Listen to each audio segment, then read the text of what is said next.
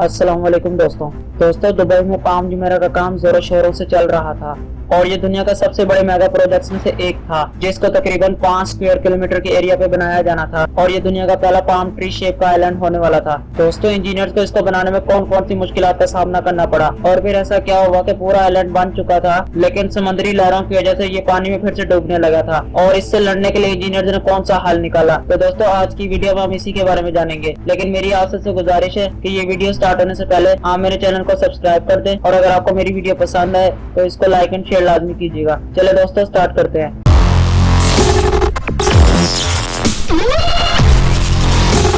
दोस्तों palm Jumeirah इतना बड़ा है कि इसकी असल शक्ल देखने के लिए हमें आसमान से इसको देखना पड़ता है और दोस्तों इसको बनाने में दुबई के शेख के 900 अरब रुपए लगे थे। और दोस्तों जब ये आइलैंड डूब रहा था तो इंजीनियर्स को सिर्फ दो ही चीजों का खतरा था कि इतने अरबों रुपए की लागत से बना ये आइलैंड अपना वजन नहीं संभाल पा रहा तो ये बिल्डिंग्स का वजन क्या संभाल पाएगा। दोस्तों पाम जुमेरा को 2003 में बनाया गया था और पूरी दुनिया की नजर इसी प्रोजेक्ट के ऊपर पड़ी हुई थी। दोस्तों इस आइलैंड को सिर्फ बड़े बड़े पत्थरों और रेत की मदद से ही बनाया जाना था जिसको अर्थक्वेक, समुद्री लहरें और बड़ी बड़ी सुनामी से लड़ना था।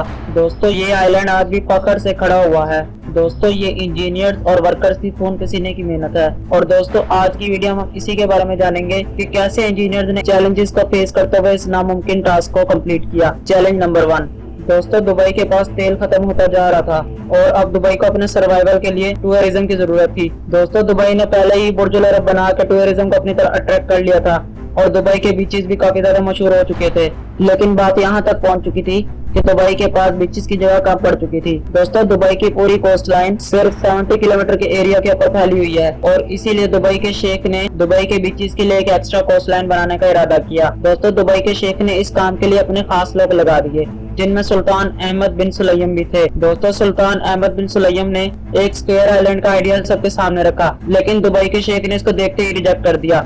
उनको एक ऐसी कोस्ट लाइन चाहिए थी जो तकरीबन 70 किलोमीटर के एरिया पर फैली हुई हो और उनको इस सर्कुलर शेप का आइलैंड से सिर्फ 7 किलोमीटर की जगह मिल रही थी और इसलिए उन्होंने इसको रिजेक्ट कर दिया था। अब शेख ने खुद इसका डिजाइन बनाने का फैसला किया और दोस्तों शेख के शुरू में तो कोई डिजाइन समझ नहीं आ रहा था और फिर उन्होंने एक ऐसा डिजाइन सबके सामने रखा जिसको देखकर सब हैरान हो गए थे और वो था पाम ट्री शेप का एक आइलैंड। और हैरत अंगेज तौर पर इसकी कोस्ट लाइन भी 56 स्क्वायर किलोमीटर के एरिया पर फैली हुई थी जो दुबई की करंट कोस्ट लाइन का 80% बनता है। चैलेंज नंबर 2, दोस्तों चैलेंज सिर्फ ये नहीं था कि इस पाम ट्री शेप के आइलैंड को बनाना है बल्कि इसके ऊपर लग्जरी विलास, शॉपिंग मॉल्स, होटल और रेस्टोरेंट बनाना था। दोस्तों इन सब चीजों को देखते हुए इंजीनियर ने एक मशवरा सबके सामने रखा और वो ये था कि इसको कंक्रीट और स्टील की मदद से बहुत आसानी से बनाया जा सकता है, लेकिन दोस्तों शेख चाहते थे कि इसको पूरा नेचुरली बनाया जाए, यानी कि इसको रेत और बड़े बड़े पत्थरों की मदद से बनाया जाए और ये इंजीनियर्स के लिए एक बहुत मुश्किल टास्क था। एक अंदाजे के मुताबिक पाम जुमेरा में लगने वाली रेत और पत्थर इतने ही थे कि 2.5 मीटर ऊंची दुनिया की इतनी बड़ी दीवार बनाई जा सकती है जो पूरी दुनिया का एक गोल चक्कर लगा ले। और दोस्तों इतनी ज्यादा रेत और पत्थर कहाँ से आएंगे,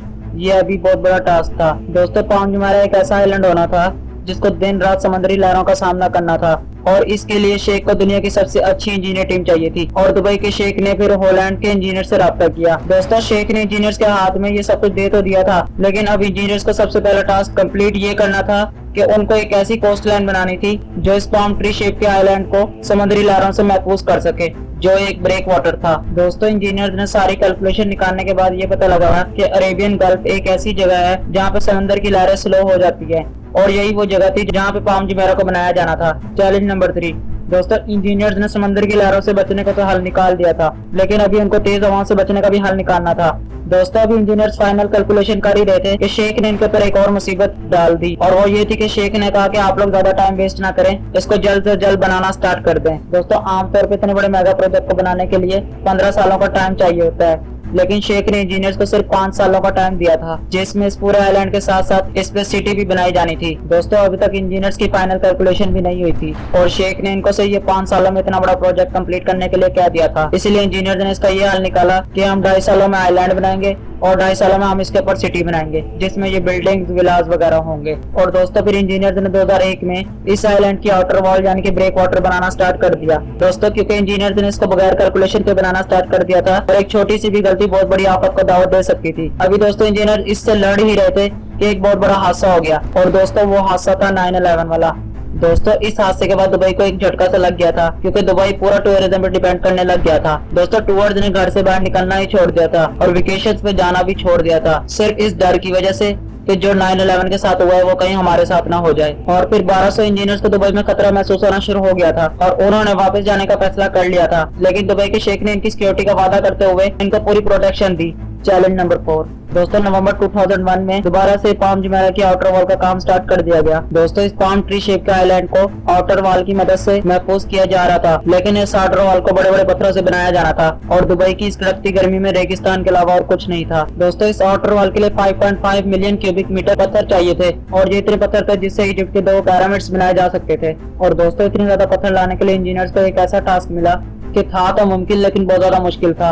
दोस्तों इंजीनियर्स को यूएई के अलग अलग कोनों से जाकर पत्थर निकालने थे और इंजीनियर्स ने वहां पर दिन रात पहाड़ों में डायनामाइट फिट करके पहाड़ों को ब्लास्ट किया और वहां से बड़े बड़े पत्थरों को निकालकर कंस्ट्रक्शन साइट तक पहुंचाया और इनमें हर पत्थर का वजन तकरीबन 6 टन था।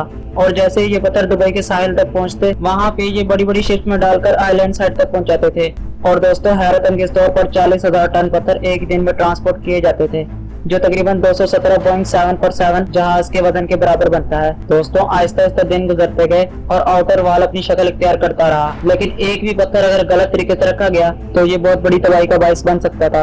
और इस मसले से निपटने के लिए डाइवर्स 30 मीटर तक पानी के नीचे जाते थे और वहां पर हर पत्थर की करेंसी निकाल कर बाहर बैठी इंजीनियर टीम को ओके का सिग्नल देते थे। दोस्तों पाम जुमेरा में लगने वाली रेत का वजन 13 लाख टन से भी ज्यादा था और ये वो रेत नहीं थी जो दुबई के रेगिस्तानों में मौजूद थी। तो ये इतनी सारी रेत आखिर मंगाई कहाँ से गई? और इसके बाद ये जब कंप्लीट हो गया तो ये समंदर में दोबारा किस तरह डूबने लग गया और फिर इंजीनियर ने इसका क्या सोल्यूशन निकाला और फिर इसके ऊपर इतनी बड़ी बड़ी बिल्डिंग्स किस तरह बनाई गई। दोस्तों ये सब कुछ जानेंगे आप इसके पार्ट 2 में।